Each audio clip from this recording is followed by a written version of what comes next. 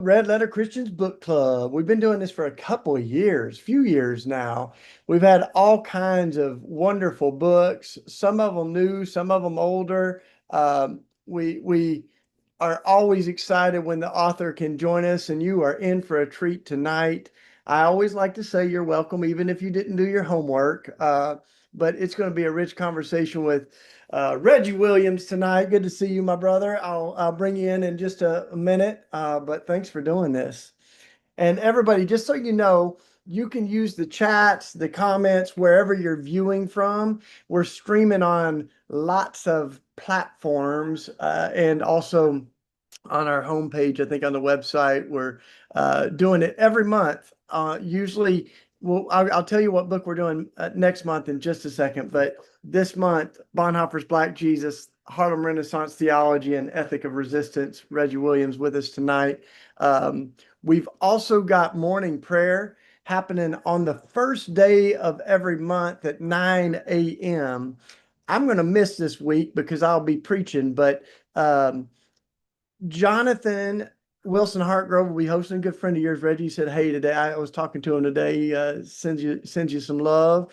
And Zach Lambert, incredible brother out in Texas, Austin there at Restore, going to be joining us for morning prayer. So don't miss it, even though I will be. I'll be watching the recording later. But there you go. And join us every month. We're doing morning prayer first of each month. We're right in the middle of doing a remix of the common prayer, which is what we use for morning prayer. And a lot of us are praying together throughout the year. Jonathan and I and others curated that with like dozens of other people. And we're doing a new edition because it's been 15 years since we put the first one out. So you think of all the things that have happened in the last 15 years. There's some things that we know now that we need to revise. There's some things we want to add. So you can let us know your revisions, whether it's as simple as a typo or a new song you want to add, or any the dates that we remember. So you can send those to us just at Red Letter Christians. And then next month, y'all, we are honored to have Kat Armas. Her book Liturgies for Resisting Empire has just come out, and we'll be having it. Now, if you don't know, the books that we have during book club you can get on our website. So Reggie's book, we've still got some copies left, and Kat's book we're going to have Joash Thomas after that. So all the books that we've got going on, you can get them from Red Letter Christians. So no need to give more money to the billionaires and Amazon. You can order it right from Red Letter Christians. We're getting the best deals that we can, and then all the money goes to our nonprofit to fuel this work. So check out the online store. And but without any further ado, my brother, we've got an incredible scholar, author, theologian, historian, Reggie Williams, with us. Among his many gifts that he's given the world is this book, Bonhoeffer's Black Jesus. Good to see you, my brother. Oh, we might have to co-host Reggie over there, Brandon. And as he gets going, I'm going to say that we'll get you to where you can unmute yourself Now and I'm say, "Hey, unmuted. there we go, brother. You're Okay. good to go now." Hey, And yeah, you give a lot of acknowledgments in the beginning of this book of all the folks that you're kind of building on. I mean, some of them I recognize, J. Cameron Carter, and others that you thank and you acknowledge as you get this book going. But take a little time and give us a little introduction to the history and why you wrote this. Maybe not everybody's quite as scholarly as you, so a little context of the Harlem Renaissance and Bonhoeffer, but take a little time, man, to give us a little intro to the book. sure. Well, you don't want to say that to a Baptist preacher. Take your time. You want to be careful how you speak about that stuff. But first of all, my dear brother, it is really good to be with you. For folks who may not know, Shane is my friend, and we've done a number of things together. People like to pair the both of us up for speaking events, and I always get a lot. I always learn a lot from you, dear brother. And thank you to your community for picking up the book. We're in a scary moment in history, and this book came out of my dissertation that I wrote for a PhD in Christian ethics back when dirt was invented, was some time ago. And it's gone through two editions. This one is the most recent edition. It was this edition here includes a foreword by a man who was one of the co-founders of the International Dietrich Bonhoeffer Society. He was good friends with Dietrich Bonhoeffer's best friend, the man who introduced Bonhoeffer to the world, who was Bonhoeffer's close friend. I can't emphasize that enough. Um, so Ferdinand Schlingenziepen, co-founder of the Bonhoeffer Society, who was himself was a biographer of Bonhoeffer, um, put it forward in that book. People wanted him to write his own biography, an autobiography, to talk about his childhood in Nazi Germany, but he didn't do that. But what he did do was write autobiographically in the forward of this book, and I'm grateful for that. He's since passed away. The source of the book, when I was a PhD student, my doctoral mentor, Glenn Stassen, was teaching a course on Dietrich Bonhoeffer. Now, when I was a master's student, I'd done a course on theology and art, and which I did a project on the Harlem Renaissance. The Harlem Renaissance is a moment in U.S. history that's specifically um, a watershed moment within Africa, within Black life, and it's diasporic, it's global. It takes the location of Harlem, a destination point on what is called the Great Migration, the largest population shift in the United States history of Black people moving from southern states, fleeing from the lynch law, from extrajudicial, from white terrorism, as though they're war refugees to the north, all of the centers that you have in the north, all of the major urban centers you have in the north, including Philadelphia, including Harlem, Chicago, Pennsylvania, St. Louis, where I live now. These are all populated by Black people leaving the South during the Great Migration. Harlem, from the turn of the 20th century, excuse me, till around the mid 1930s, was a destination of choice. And in that time period, during that moment of the Harlem Renaissance, they were seeking what they described as civil rights. One author during the Harlem Renaissance described as civil right by copyright, the creation of a culture that was distinctively Black in art, music, artwork meaning visual arts, music, literature was the main one initially that started it. And I chose to do a project as a master's student on one of the most popular visual artists at the time, Aaron Douglas. Well, when I excuse me, got into a PhD program, I was I noticed that Dietrich was there. Excuse me, I need to get a cough drop. He was there during the time of that Harlem Renaissance because of my prior work, and I thought to study it Mm. to see if he said anything about it. Come to find out, he said a lot. Give me a second. I'll be right Yeah, yeah, back. yeah. Yeah. And as Reggie takes care of himself there and gets a little cough drop, tell us in the chat if you all have questions or comments on the book. And um, you can also put some things that surprised you. I sure learned a lot because I knew quite a bit about Bonhoeffer, but I only knew kind of the leader Bonhoeffer. So what I learned from Reggie was a lot of the how formative this was for him as a young man coming over here. What, 24 years old, Reggie, like coming to Union, and but his real classroom was outside of academia. It was at Abyssinian. It was from the other friends he met and being immersed in that. So uh, come on back in, man. Yeah, keep it going. Sorry about that. No I've been worries, man. teaching all day, and that doesn't I know usually how it happen. is. You're good, man. Yeah, all Um, good. so I say that to put those two moments together. That moment of that watershed moment in Black history happening in Harlem. And Dietrich comes over to Harlem, age 24, in a post-war melancholy. Mm, mm, This is at a moment when the Germans had lost the war, the Great War. They had been very excited about it. They lost the war. Death is a new member of everybody's household. Dietrich himself lost his brother, older brother, and a couple of first cousins. And he's trained to be a theologian during this time. Nazism is starting. He would have been well aware of it in 1930 because it had started many years earlier in Munich and was picking up steam. So when he is trained as a theologian in that context of that post-war longing for German greatness, it was a rough moment in his life. He's not sure that he wants to stay a theologian. He's looking for what he describes as a cloud of witnesses. This is mm, Christians who can help him to recognize the role of Christianity in a society that's suffering and in mhm. pain. Can he, as he said, puts their whole body under the gospel. Yes.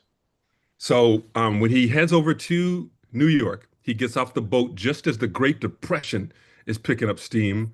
And you got black people leaving the South to the North in droves in the context of this reimagining of what it means to be human. Jesus is central to that Yeah. in the Harlem in the church that he ends up calling home, Abyssinian Baptist. So and there's much more to say about who he is, of course, there's books written about him, and there's more to say about what's happening, the Christianity at Abyssinian Baptist, which is, it is black abolitionist Christianity after the Civil War. And that, by the way, it's not unique to Abyssinia in that moment. That is my tradition of the faith as a member of Trinity United Church of Christ and out here in the St. Louis area as well. That Yeah. abolitionist Christianity, Brother Shane, with his good trouble all the time, sits within that kind of tradition as well, abolitionism, Well, social like that's the gospel. a deep compliment, man, and I sure have been shaped and immersed in it. And I mean, this hour's going to fly by, but we'll unpack some of the layers of this. But as we get going, though, like, I mean, I was just kind of thinking, I mean, 24 years old, already got his PhD, brother's Two. already got two of them, and got a job, right, to teach at the University of Berlin. So, like, say a little bit more about like why he would come over here. He's already probably a little skeptical of the US. I mean, he gets here, he's like, doesn't have much good to say about academia and the theology that's coming out of here. But he's, like you said, he's curious. He's wanting something more. But why would he come to here into New York in Well, particular? Do you think he already knew about some of the Harlem Renaissance and the things happening there, or was he um, stumbling into that?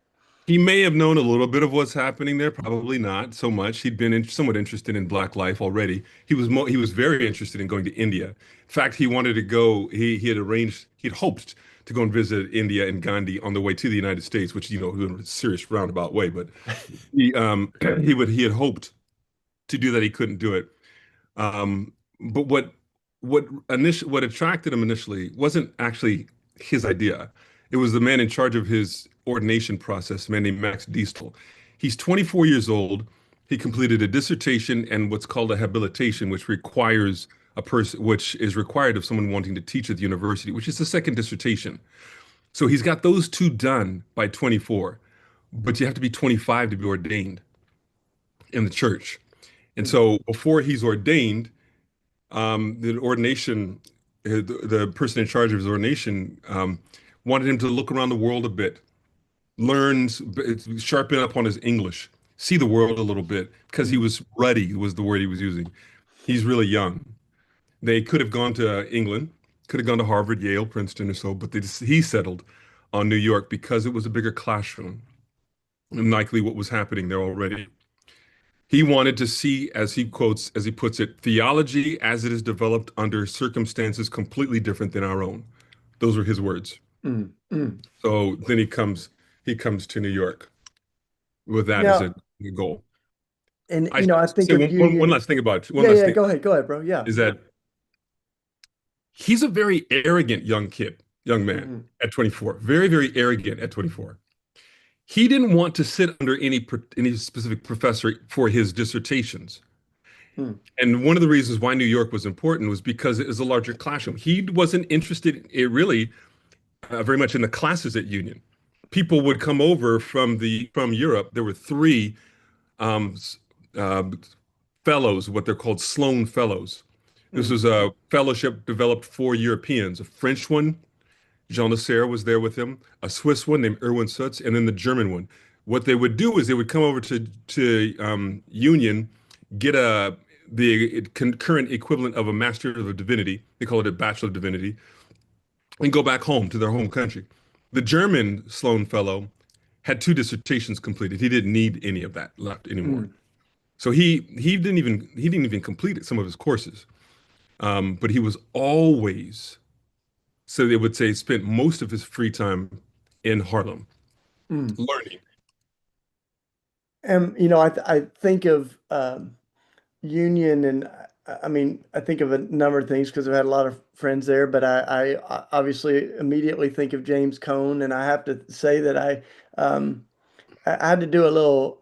I'm not a historian, man. I had to do a little research. So James Cone's like 8 years old, 7 years old at this point, and just a baby, and yet, like, what one of the things that was such a great takeaway from your great book, man, was all of the other incredible Black liberation theology that was already out there that's been developing over many decades and even centuries, and you mentioned so many of them, but Cohen's The Black Christ and Langston Hughes' Christ in Alabama, the Jesus in Texas by Du Bois, and so many others. And maybe say just a little bit about that, the rich tradition of that, because I think, as much as we celebrate James Cone and so many others I think I came away with a leaning in, wanting to, mine the riches of that even more. So you want to say a little bit more about the real good, deep Black theology that was already happening? So actually, Cohn was born in 38, and Bonhoeffer he arrived in New York in 1930, just 8 years prior. Oh yeah, yeah, yeah. So my math's wrong too. So I'm neither a All historian nor right, a all right. mathematician, man. Man, that's why I did theology, so I could avoid math. Um, I So, want but to. still proves the point, right? So this is a long time ago. And This was a long yeah. time ago. What you get in the notion of a Black Christ is God with us, Mm, mm, God who knows our experience. This is over and against the Christ of empire and ownership. mm, This is the Christ hidden in suffering. This is the Christ, interestingly enough, a black, nascent black theology. This is mm, within the hush harbors of the worship spaces of the enslaved. They did two things. They identified with the Exodus and they identified with the cross. mm. Um, if I may, you mind if I read a small section here? Oh, absolutely, man. Yeah. Yeah. This is on if anybody has the book and they want to follow along. I'm reading from page 25. I read this to James Cone as well when I did a book signing at Union years ago. Mm, Bonhoeffer joined Fisher. This is Albert Franklin Fisher, the man who introduced him to Harlem, as a regular attendee and co-participant at Abyssinian Baptist Church in Harlem, where Fisher was assigned to intern as a requirement of his studies at Union. mm, The language of sin and salvation was present at Abyssinian, but the white version of a liberal modernist hope for human achievement was not. Christianity had been made a part of the civilized and cultured world mm, as a way of helping to create moral individuals, democratic citizens in a modern society. mm, Whereas in the this is current as well. I mean, there's where your Jesus is about your moral individualism. not about a hope for a revised society or a one who identifies with suffering. mm, The um, the white version of a liberal modernist hope for human achievement was not Jesus, not white people's modernity. That utopian hope was the reason for hope within Black Christian communities like Abyssinian. Jesus was evidence that God knows suffering. If God was with Jesus in his suffering at the hands of injustice, then surely God is with Black people who suffer in America. mm, To mm, many African American Christian pastors and Harlem and intellectuals of the Harlem Renaissance movement, the white Christ was a problem. He represented a type of Christianity that served only to instigate Black suffering. The God represented by the white Christ could be described as sadistic. mm, He was a transcendent pedagogue, meaning off at a distance, and a teacher of laws and rules who stood at a distance, coming near only to chastise the sinner with misery. And I would add, for breaking laws. In that case, the popularly pejorative images of indolent, lawless, licentious Black people, these caricatures, mm, stereotypes of Black people, made suffering a natural, inevitable, even theologically appropriate part of Black life. mm, mm, But that Christ was not worshipped in Harlem. Bonhoeffer found that Black Christians identified Black suffering with Jesus' suffering.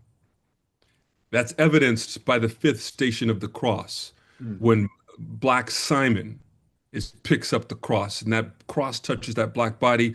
Black people picked up the suffering of Jesus. What does that say for his abusers, for the abusers of Black people? mm, Bonhoeffer heard this connection in Black preaching and in Black Christian music. Historically, Black Christian music emphasized that Jesus' work of redemption and deliverance demonstrated his solidarity with social outcasts even unto death. And I'll finish with this.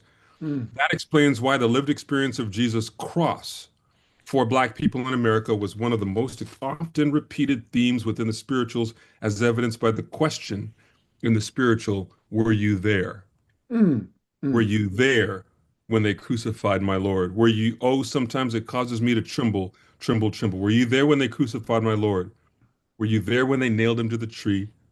Were you there when they pierced him in the side? Were you there when the sun refused to shine? Were you there when they laid him in the tomb? mm, mm, We are acknowledge, we recognize, we know that. The song implies that the singer was there.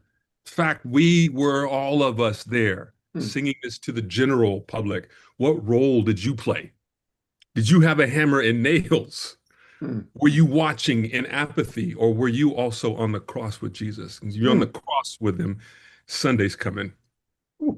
mm, mm, That's Black Christ. This is mm. in the spirituals, well before Yes. it becomes a subject of study And in that racial theology. that good theology has had a lot of iterations. You know, you think of the Latin American theologians that talked about the crucified peoples of the world. I mean, even behind me, you know, the image inspired by Munther Ezek's answer to when someone said, "Where is God?" in the genocide in Gaza, and Munther said, "Christ is in the rubble." That Christ is with all those who are buried beneath the bombs of empire and occupation. And so that it's interesting that these are all kind of beautiful gospel, powerful, wrenching gospel iterations in different cultures around the world. But he's immersed in this one.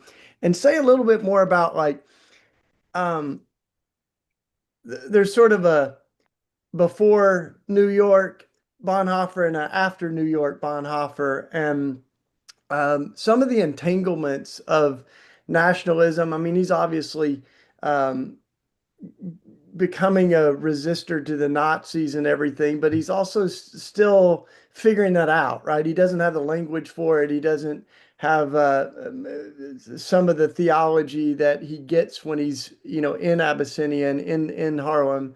Um, so talk just a little bit more about the things that he might have had to deconstruct that he's coming in with, the sort of baggage of colonialism and the world that he came from.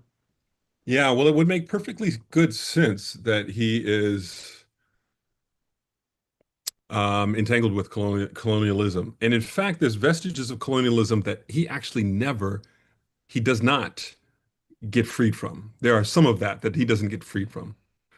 And I'm actually writing about that right now. Some Mm, stays with him, but the content that changes him, what he's changed from, is the folkish movement that started Germany in 1871.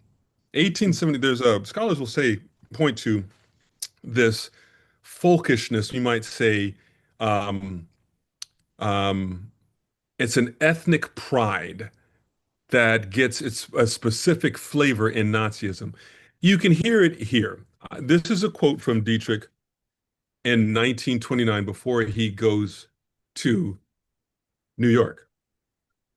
It would be an utter perversion of one's ethical sensibilities to believe that my first duty is to love my enemy, and precisely in so doing to surrender my neighbor to destruction in the most concrete sense. It is simply not possible to love, or as the case may be, to protect both my enemy and my folk, my mm, people. This is the folkish movement.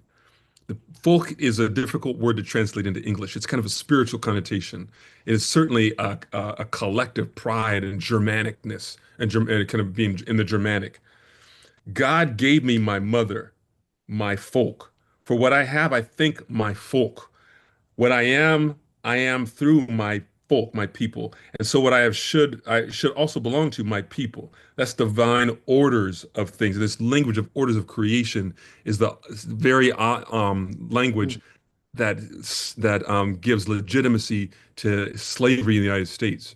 That God has made some as hewers of wood and carriers of water, and some to rule. That's the orders of things.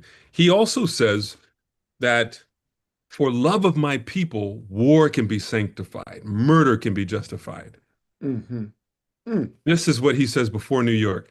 Yeah. Upon returning to New York, however, this folkishness is broken.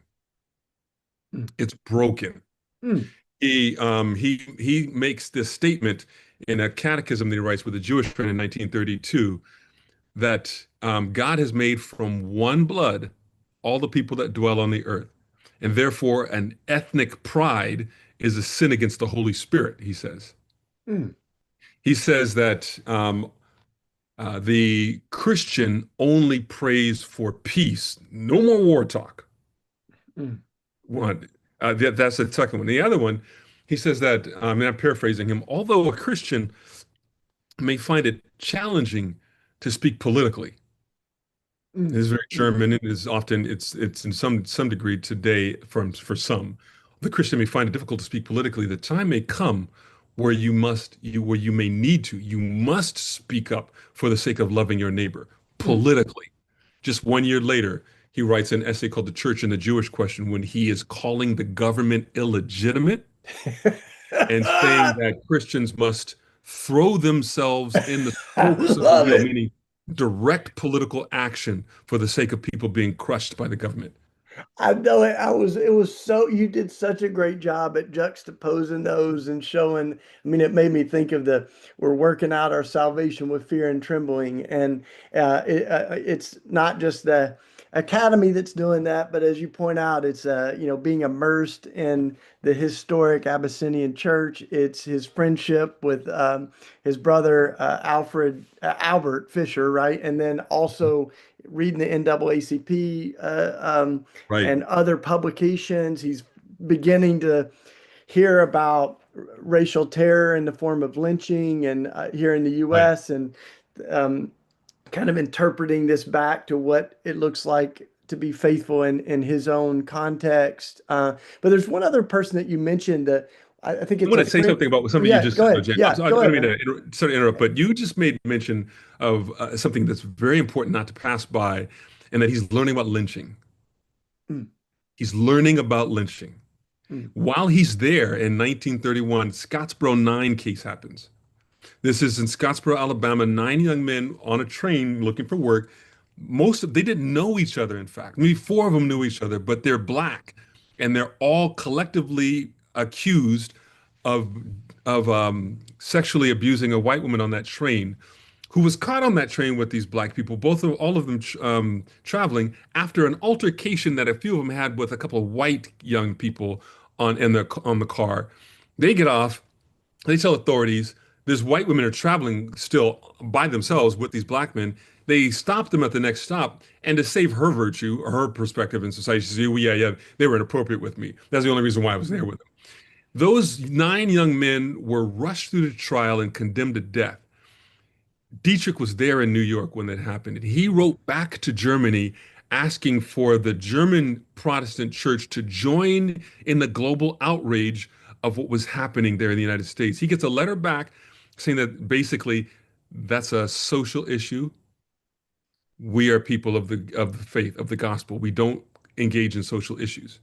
Mm, In 1942, well, that happens in 1931. In 1942, in what was posthumously published as Ethics, he's still thinking about it. He mm, mentions it in there mm, in a section called "Vocation of the Minister," mm, the place of the minister, where you did not, you must speak up in the face of injustice like that. mm. It is the minister's role as well as the politician and the social justice person. I mean, social advocate. Come on. Thanks for underlining that and Highlighting that. highlighting it. Yeah, Yeah, man. So this other like interesting dynamic that you kind of suggest and even back up and bring into it is his relationship to a French colleague there that um, that is kind of raising questions about how literally we take the Sermon on the Mount, and do we really? I mean, obviously he's preaching the red letter gospel right there, right? Do, Mhm. do, do we live like Jesus meant the stuff he said? Um, and there's layers of Lutheranism and other kind of theologies that sort of say, well, all this was just to show us how inept we are and how deficient and in need of God's grace we are. And you almost can just skirt around any kind of uh, serious reckoning with the teachings of Jesus and Sermon on the Mount. So, talk a little bit more. Was it is it Jean? I may not say it right. Just there. Lasserre. That was and a little bit more about how that really might have been a different dynamic, but a really important one in kind of the cocktail of the radicalization of Bonhoeffer. Yeah, it's a good point. His name is Jean Lasserre. He was a French Sloan Fellow. He was there to pick up a Bachelor of Divinity degree and go back. But he's a peace witness. He's a peace advocate. For Jean Lasserre, the Sermon on the Mount is not a set of high ideals and hard sayings meant to demonstrate, as many people would argue, our inability to do what God expects us. So some might say, love God, and I mean, take Luther out of context. With Bonhoeffer would say, love God and do what you want, because Jesus paid it all, Yeah, right? But in the Sermon on the Mount demonstrates that you can't actually do the high commands of Christ or of God. Um, Dietrich, prior to New York, was arguing that you don't really have a Christian ethic, a set of commandments that you're supposed right. to follow. He stays consistent with that to a degree. Now, here's what he means by this. Now, this is what he was saying, that for a person to identify a set of principles before the fact is to make oneself morally virtuous in your mind Mm, before life meets you, where you are called to make a decision for or against Christ. mm, So you don't have a set of laws or principles or commandments that you can adhere to and call yourself a good person. That is the condition after the fall, where the creature knows good and evil for themselves and is no longer in seamless relationship with God. And is that knowing good and evil for yourself is what the serpent does for us, and that is sin. He mm, says that is evil. But you meet God in the context of relationship. So there's no ethic, he would say. And he meets Lasserre, who says there is an ethic. mm, There is something. The Sermon on the Mount is not simply just statements to demonstrate that we can't keep the commandments. The Sermon on the Mount is meant for us to live. It's important now that for many years, scholars would say he comes over to New York, he meets Jean Lasserre, and becomes committed to the Sermon on the Mount and writes the cost of discipleship later, because that is biblical, that is exegesis of the Yeah. Sermon on the Mount, meant as concrete, meant to be concretely obeyed, as he describes in sermon and discipleship, simple obedience, and costly grace versus cheap grace. That's all about the Mm. Sermon on the Mount. Yeah. Um, so he comes to New York, meets Lasserre, has this experience, and then goes back to Germany and is a practitioner of costly grace, which he starts So mentioning good. in 32. I, That's yeah, go missing ahead. Go ahead. far too much. Yeah. It's missing far too much.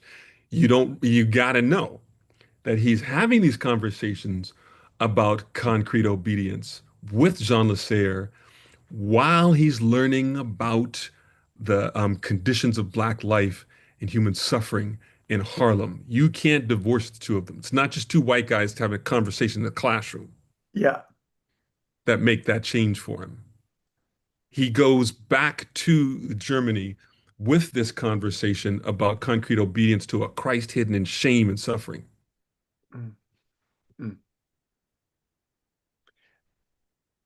I thought of this quote when I was um, reading that section of your book. This is actually not directly in your book, but it occurred to me, this Kierkegaard quote you've probably heard. But the matter is quite simple. The Bible's very easy to understand, but we Christians are a bunch of scheming swindlers. Yeah, yeah. We pretend to be unable to understand it because we know the minute we understand, we're obliged to act. And then he says, take any words in the New Testament and forget everything except pledging yourselves to act accordingly. My God, you'll say, if I do that, my whole life will be ruined. And then this part, how would I ever get on in the world? But herein lies the real place of Christian scholarship. Christian scholarship is the church's prodigious invention to defend itself against the Bible, to ensure that we can continue to be good Christians without the Bible coming too close. Oh, priceless scholarship, what would we do without you? Dreadful it is to fall in the hands of the living God. It's dreadful enough to be alone with the New Testament. Mm. But it's Yeah, kind of what he starts very reckoning good. with, right? Yeah. Very good. That's a gem of a quote to point out. Kierkegaard is all over cost of discipleship. Yeah. And in German, it's just Nachfolge. It's just discipleship. But Kierkegaard is all over it. He tells a story about cheap grace Christians. A couple of them, a couple of stories. I'll mention one here, maybe a second. But one, he says, we are like cheap grace Christians in their disobedience. Cheap grace Christians are like children whom dad has told to go to bed. Mm. The child says what dad really means is to not be tired. I know that if I go outside and play, then I won't be tired. So when dad says go to bed, I should go out and play. It's as though it's the Christian that says, interpreting the Jesus speaking to the rich young ruler, sell all you have and give it to the poor. What he really means is to have all your money like you don't have it. Cheap grace, Christians in cheap grace are simply disobedient Christians. This is what he says. And the Sermon on the Mount is meant to be obeyed. Now, what he does with it is interesting. There's a lot of discussion there about how well he exegetes that passage, but he's doing his best to call it content that we should do and not simply um, write off. Mm. Now, I mean, so he's definitely walking away, reading Jesus, interpreting the rich, liberating gospel he's experienced in Harlem, and he's got a lot of critiques of, as he writes, he says it's a bit unnerving that in a country with so Yes. inordinately many slogans about brotherhood, peace, and so on, such things continue completely Yeah. uncorrected.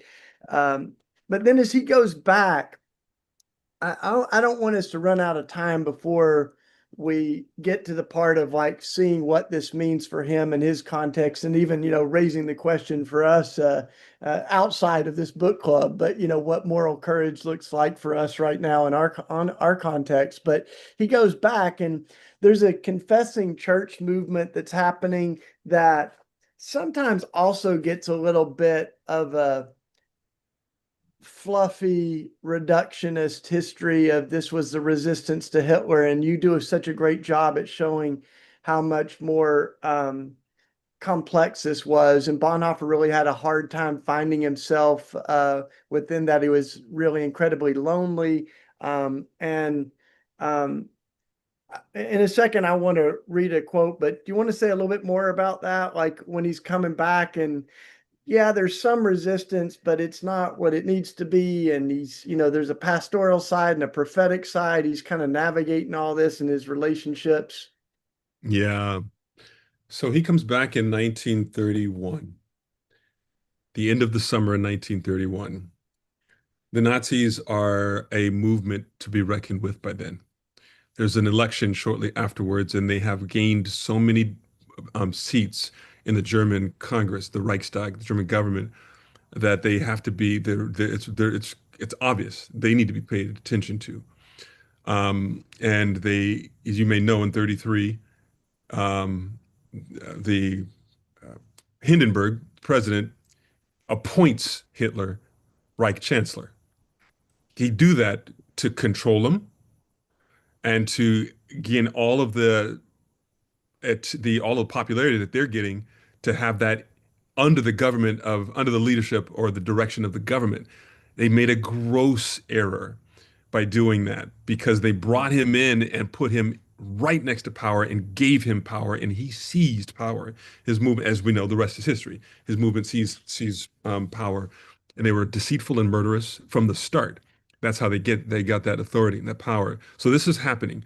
And at the same time, there are lots of people within the Protestant community, both just church members and theologians like Heidegger, who are, he wasn't a theologian, but there are theologians and scholars who are very prominent at that moment, who love the Nazis. And they want to make Hitler the head of the church as well as the government. In this moment, it's called the synchronization of all areas of life under the strong leadership principle, the Führer principle. It's as if they had an AI image of him as Jesus. Lord help us. In fact, I mean, that's no small thing. It Oh, is in Lord. fact the same thing. And what is it? The second chapter of the book that I'm currently writing, I describe how that generic Messiah works. Mm, The mm. notion of the generic Messiah. Trump has got it. Ooh, the Hitler had it. notion of the, The generic Messiah. The notion of the yeah, generic. This is what this is. This is the generic Messiah. yeah. Cedric Robinson, in his book Terms of Order, discusses this, and he gets it from Max Weber as this thing that is being done at this moment. Hitler, I don't know if last time I saw you, I showed you, well, I tried to show slides, but show you a picture of Hitler carrying the flag with the state bird descending on him like a dove from heaven, if the heavens opened up. This is propaganda from the moment Mm, of the one anointed to bring about the salvation of the people. He's yeah. Jesus. Mm. Reggie, I don't know if you know, like my sociology work was in Durkheim's totemism, right? So this idea Hmm. that we, take all the things that we love about ourselves and project them onto God and end up Yeah. worshiping a incarnation of the best of ourselves. And that old quote, God created us in God's image and we decided to return the favor. And so I mean, like we literally have folks right now in real time that are saying if Jesus had had an AR-15 instead of a cross, things Yeah. might have turned out differently. So go ahead Yeah. though. So Bonhoeffer getting So into this, so seeing he's the messianic expectations of Hitler and all that. Yeah. all of that. Both of them recognize that the stakes of their moment are Christological. Both Hitler and Bonhoeffer recognize that. For Bonhoeffer,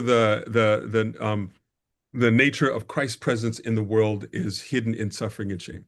And you meet Christ, as he says later in his essay, in a letter that he writes, a circular letter, in the perspective of the suffering, Mm, which is mm, different than he does in the second essay of ethics, which is an interesting turn that I want to hold him accountable for. But he does recognize that Christ is present there when you're with your neighbor, your suffering neighbor. Whereas for Hitler, he is the embodiment of God's will in the world, in mm, the German people. So this is important. And they engage in a struggle for the church between those who see Hitler as this messianic figure, the Deutsche Christian movement, and those who recognize that you must keep a separation between the church and the state. Now, for many of them, however, they don't have a problem with what's happening with Jews. They don't have a problem with what's happening politically or socially, except you don't mix the church and the state. They keep it at an abstract level.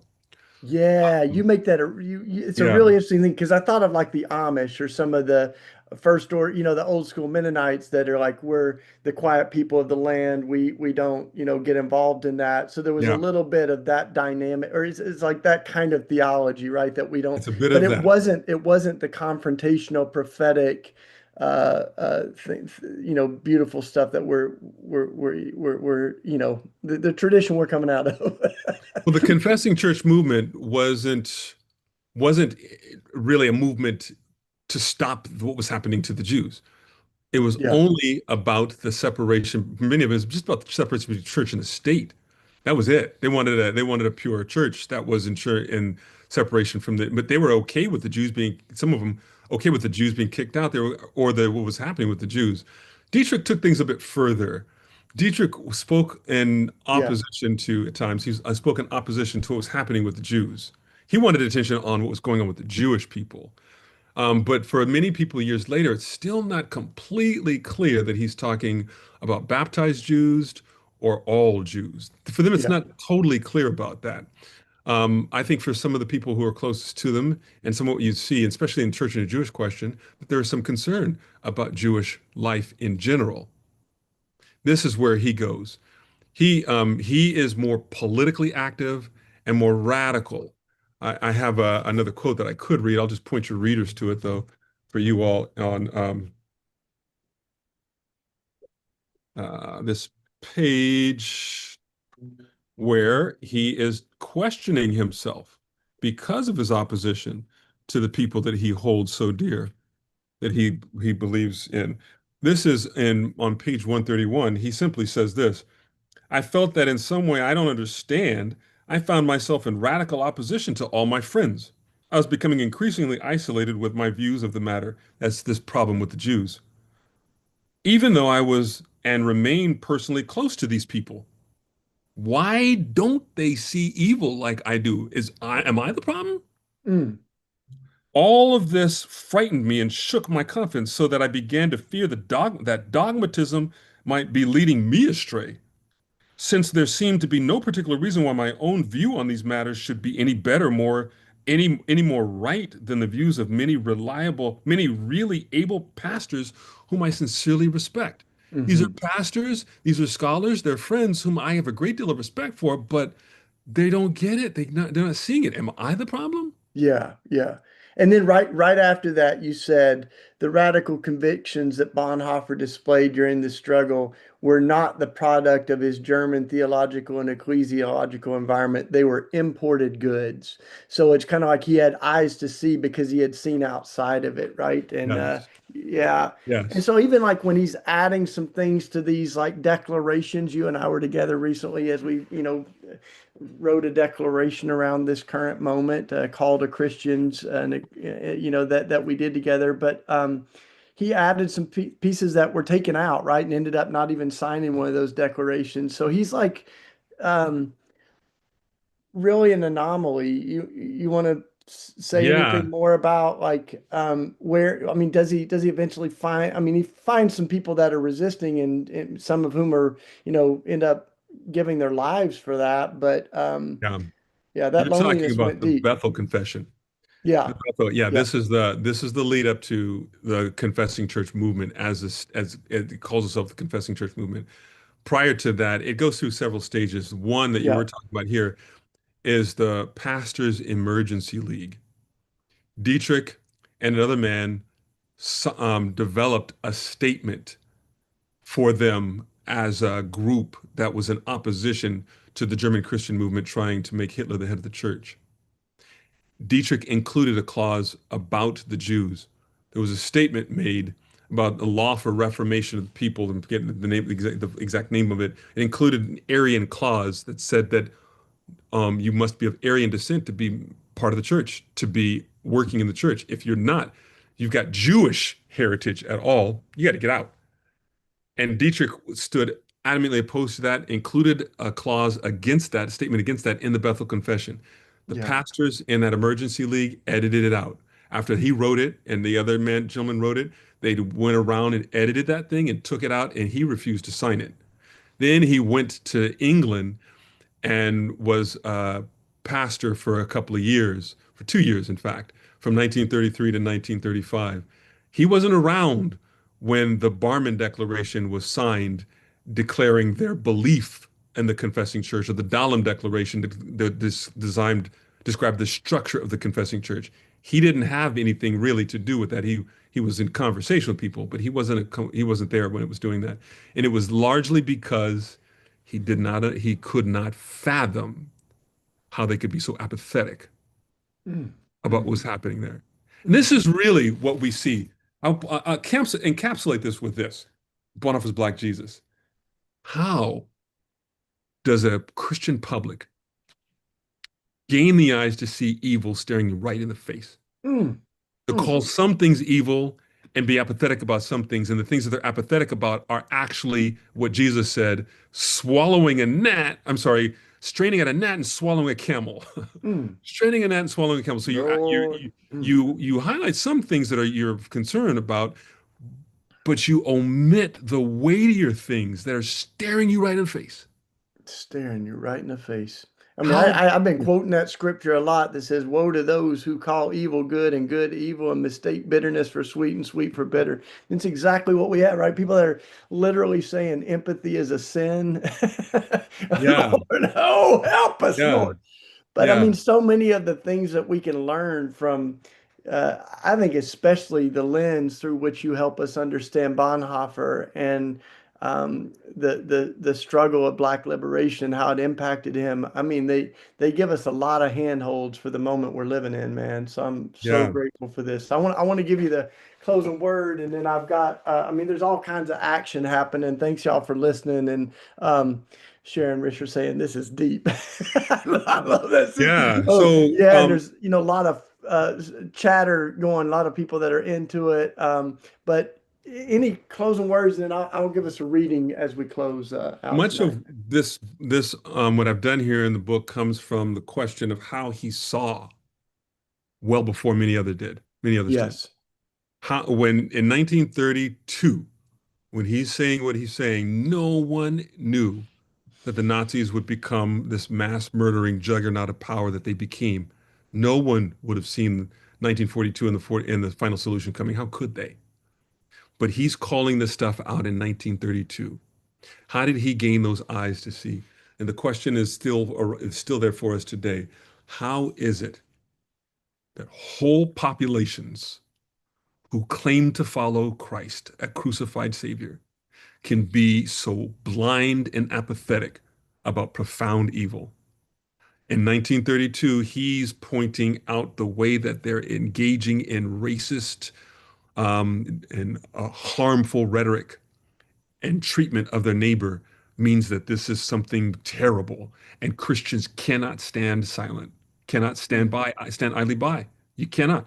Even though the Christian might not like to speak politically, the time will come when the Christian may need to speak politically, act politically for the sake of loving their neighbor. This is what he's saying in 1932. And it became a mass murdering juggernaut, but it did not need to become that. Yeah. If the Christians had understood the call at Mm. the moment that they were faced with that call, it would not have become that, much the same way as right now. Right now. Mm. Mm. And what he gets it from is a community of faith that knows evil, Yeah. looking at them in the face, the meaning of the gospel, what it means, love your neighbor as yourself. He gets that from this faithful witness, Black life, Black culture, Black religion, born in the oppression of chattel slavery, telling folks, completely telling folks what they should be doing and that this stuff is evil.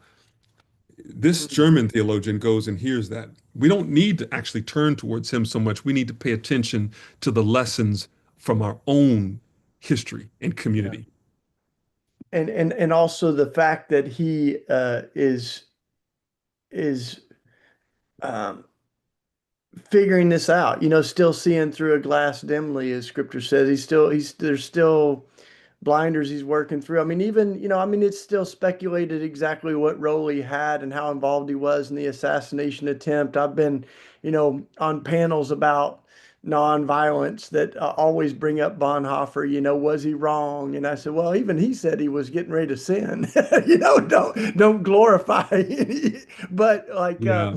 I think that or his relationship with the young woman. I mean, when I heard it was like, a lot of years different. All these things are just like, this was a human being that we dare not to make. I like how Dorothy said, don't call us saints. We don't want to be dismissed that easily. Yeah. So his faithfulness is something we can learn from. And the things he was still working out, the hooks that colonialism still had in him, whiteness still played a role in, all that stuff is still there. So I think you bring out the humanity, and it makes him all the more compelling as you kind of understand that, and the power of the centuries old beautiful, deep theology of liberation, of that God is with us, that Christ is with us, and with those who are lynched and victims of torture and terror. That's how God shows up in the world. Let's clarify something real quickly, though, as you said, because you mentioned that young relation with the young I lady. threw a lot of things You out there threw a at lot of the things out end. there. Yeah, I have His some more fiance questions. was 18. His fiance was 18. Okay. Yes. And we must be clear, let's clear about that. He was 37, she was 18. That was his fiance. They were engaged to be married. Some will question whether or not he was he right to ask her to marry him when he thought that he might be killed by this regime. He thought he was expecting that that may happen. That was the question. And let alone their age gap. I think that was a bit weird myself. I mean, Yeah. Yeah. 37, 18-year-old. Yeah, I mean, they were Yeah. childhood A little friends. I weird. get all that, but like, oh, hold up. Hold up. If Exactly. I was Yeah. that young lady's daddy, I'm not sure how I feel. Yeah, but anyway, yeah. But I this think was that's all part of the point, man.